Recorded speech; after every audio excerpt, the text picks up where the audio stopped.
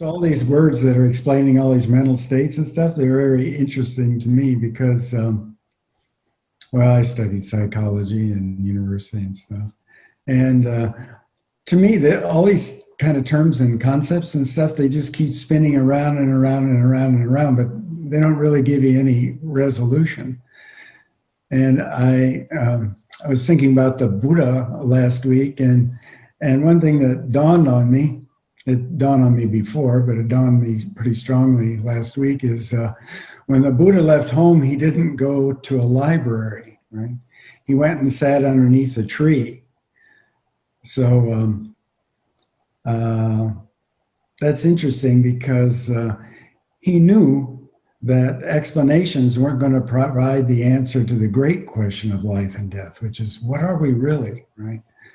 So I always wished that we could explain that to people, because then we could just print out a little pamphlet and hand it out to everybody, and they'd read it, and then they would understand, and all of our suffering would be over, and all the world's problems would be solved on some level, at least the conceptual level, and all human beings would become loving and compassionate like the Buddha. But unfortunately, it doesn't work that way. And actually, what woke him up from his dream was a direct experience when seeing the morning star. And it wasn't based on thinking, it was just based on a direct experience.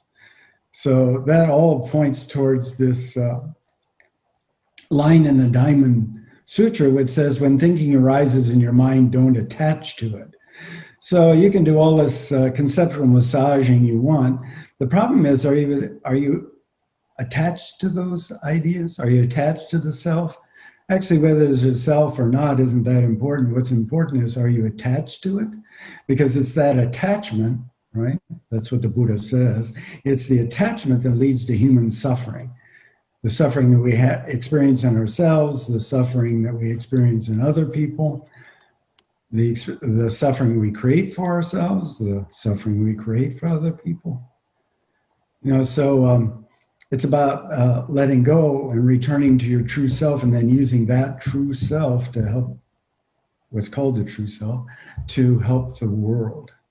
So the sixth patriarch, the founder of modern Zen, I don't know about this is not exactly classical Buddhism, but he got enlightenment when he heard one line from the Diamond Sutra, that line, when thinking arises in your mind, don't attach to it.